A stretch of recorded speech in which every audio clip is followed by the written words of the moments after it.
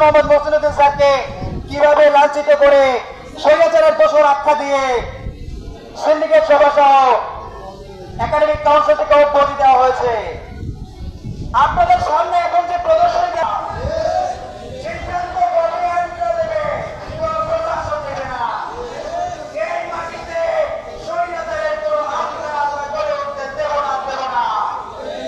পাঁচই আগস্টের পর যারা এখানে শিক্ষক যারা ছিল, যারা এই যে ফেসিবাদী মৌলভাব নিয়ে ছিল, তারা এখন আমাদের বিসি মহোদয় তাদেরকে আবার পুনরাবৃত্তিভাবে তাদেরকে বিভিন্ন সিন্ডিকেট মিটিং বা বিভিন্ন দেখা যায় পরীক্ষা নিয়ন্ত্রক বিভিন্ন যে গুরুত্বপূর্ণ পদগুলোয় তাদেরকে অবস্থান দিয়ে তাদেরকে সেই পদে বহাল করতে আছে। আর যারা আমাদের সাথে যে 5ই আগস্টে বা জুলাই আন্দোলনে সহযোদ্ধা ছিল বা আমাদের সাথে সমর্থন জানিয়েছে যে স্যাররা, তাদেরকে সেই পদ থেকে অব্যাহতি দিয়ে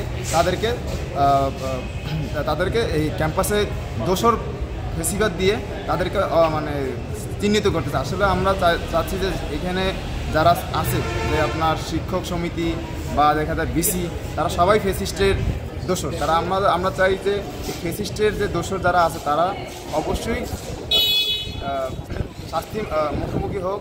আর এখানে আমরা যারা ছাত্ররা যারা আছি এইগুলো যেন ভুক্তভোগী বা যারা এই না হয় তার জন্য আমরা এই আন্দোলন চালিয়ে যাচ্ছি। ফেসিবাদের রাজত্ব থেকে মুক্ত হওয়ার পরও বরিশাল বিশ্ববিদ্যালয়ের ক্যাম্পাস এখনও ফেসিবাদের দোসরদের অভয়ারণ্যে রূপ লাভ করেছে। আমরা দেখছি 5ই আগস্টের পর থেকে যেখানে সারা বাংলাদেশের জনগণ, ছাত্র সমাজ ফেসিবাদের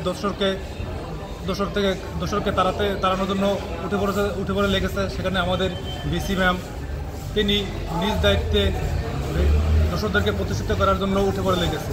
আমাদের ক্যাম্পাসে যারা বিগত আন্দোলন সংগ্রামে ছাত্রদের বিপক্ষে গিয়ে, নীতি নৈতিকতার বিপক্ষে গিয়ে শেখ হাসিনার পক্ষে অবস্থান নিয়ে আমাদেরকে দেশের বিরুদ্ধে, জনগণের বিরুদ্ধে কাজ করছে, তিনি তাদেরকে প্রমোশন দিচ্ছেন, বিভিন্ন ধরনের আর্থিক সুযোগ সুবিধা দিচ্ছেন।